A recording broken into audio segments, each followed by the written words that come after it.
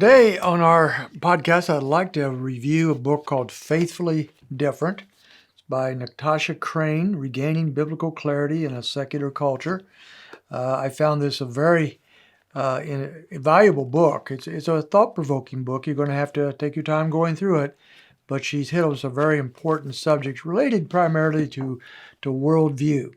So she is dividing up our country, our world, our Christianity into a biblical worldview and a secular worldview, but she's especially focused on America, as America is such a secularized country. It was started that way.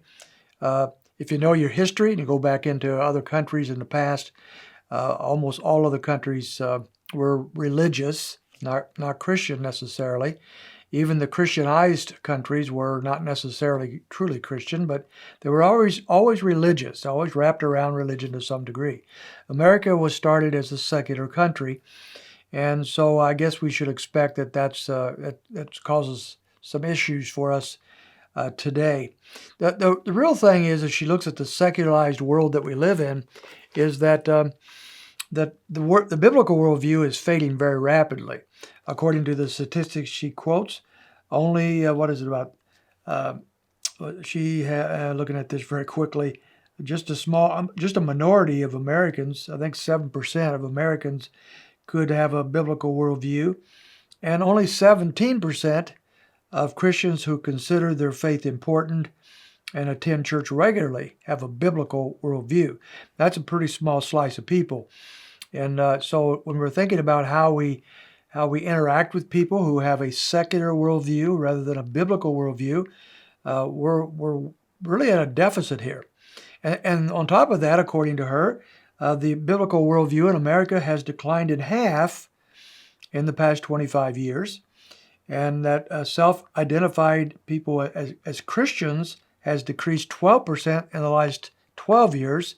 So a 1% decrease of Christians, people that claim to be Christians, 1% a year is happening. But there's the group called the nuns, who now no longer proclaim to be anything to speak of, have no religious affiliation as such, has now risen to one of the largest religious groups in the world, especially in America. And Christian values, of course, are being affected by this and being abandoned rather rapidly.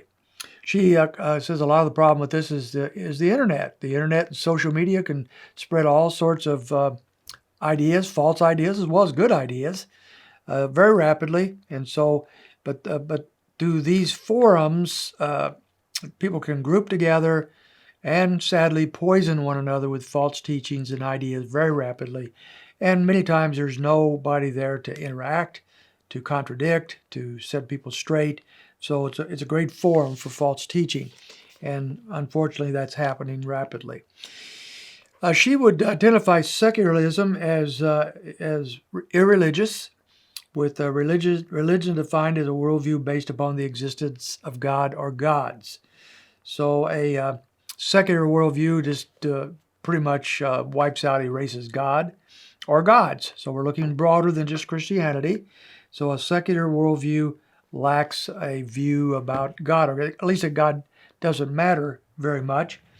And so the values of Christians, the value of religious people, to a large extent is being replaced by the values of secularism, which has as its authority self rather than God or even the gods, if you're not of the Christian persuasion. And so there's a lot of shifting sands going on in our world today as a result of secularism becoming the most important philosophical or religious idea in our country today. She deals with a number of issues here in this book and says repeatedly these same four things that she believes secularism is introducing into our world, our secular world.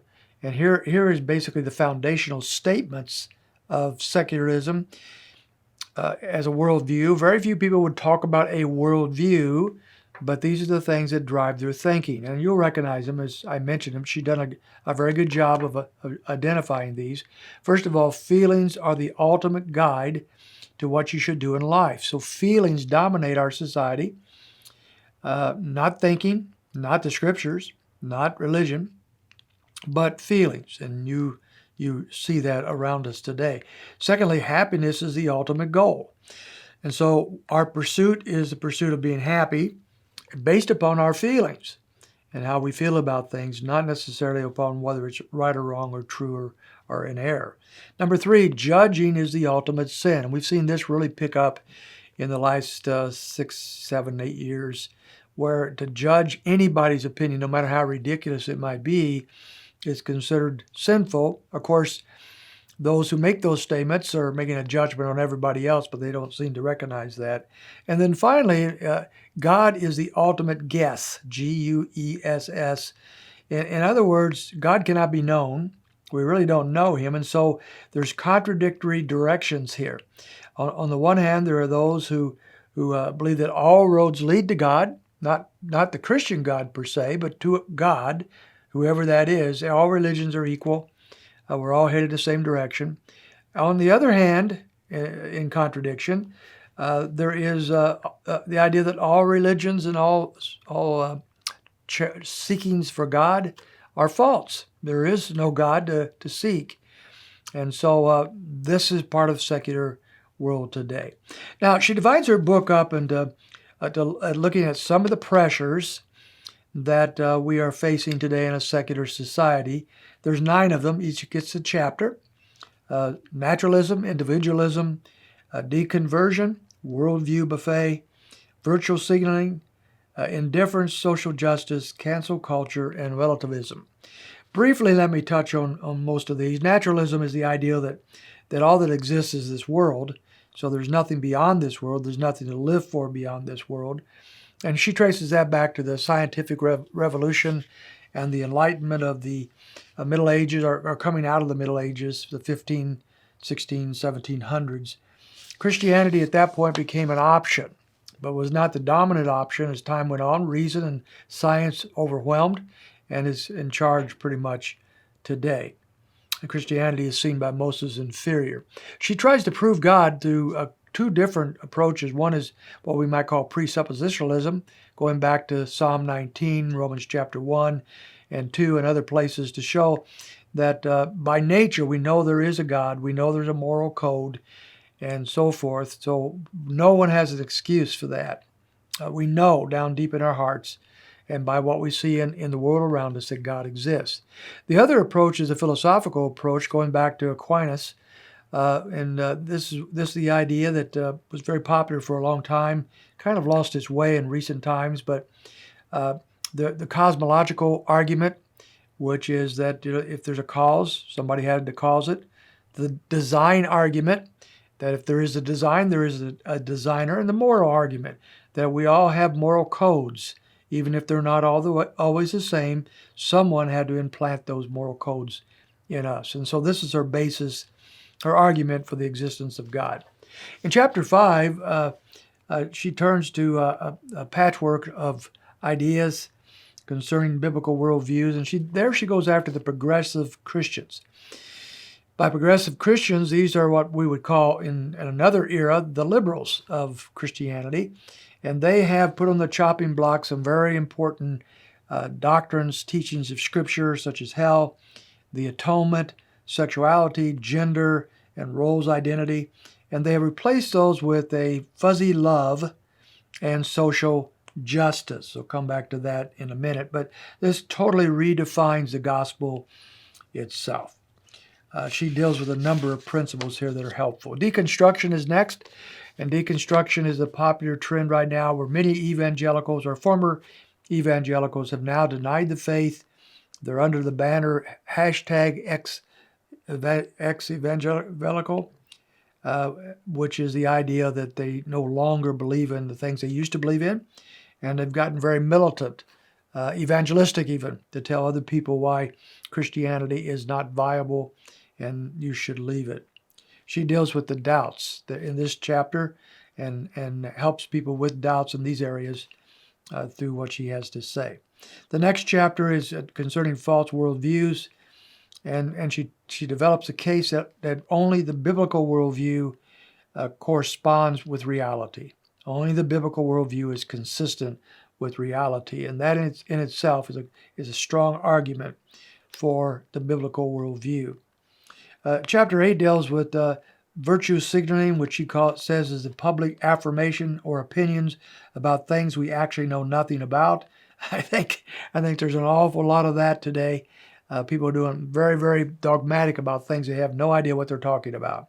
Under this umbrella, we have the LGBTQ agendas and the immoral actions that are going around today that are acceptable. She returns once again to her feelings are the ultimate guide, happiness the ultimate goal, judging the ultimate sin, God the ultimate guest. Then in the next chapter, she talks about biblical discernment and the need for that. And she shows us how even in Christian circles, there are many portraits of Jesus.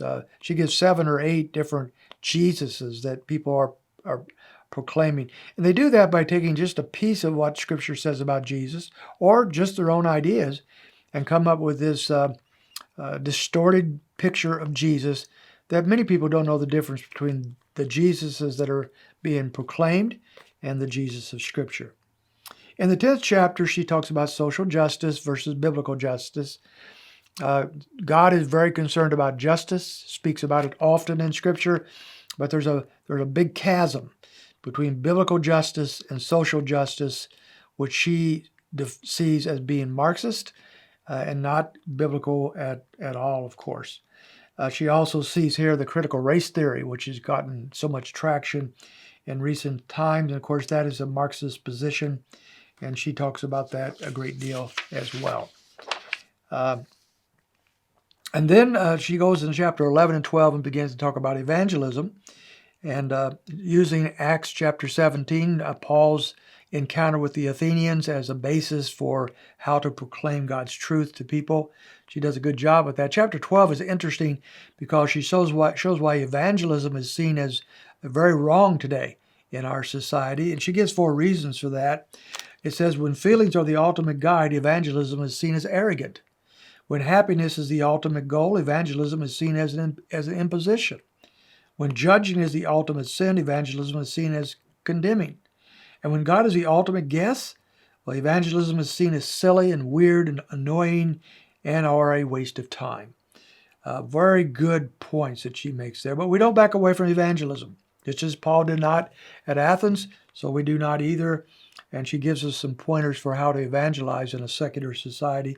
But she returns us to the biblical gospel that our problem is ultimately sin, and secondly, our inability to save ourselves, and thirdly, God's provisions for salvation and forgiveness, and ultimately she takes us to the response of faith to receive the gospel.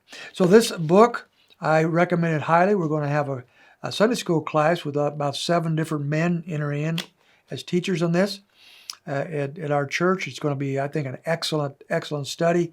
It'll stretch some people. But we need to be stretched once in a while. We can't float along with the secular world we're in. We have to challenge it with biblical truth. I think Natasha Crain did a very good job of doing exactly that. So I encourage you to pick it up, read this book, engage with this book. It'll stretch you a bit, perhaps, but you will be helped by doing so. Okay, thank you. We'll see you next time.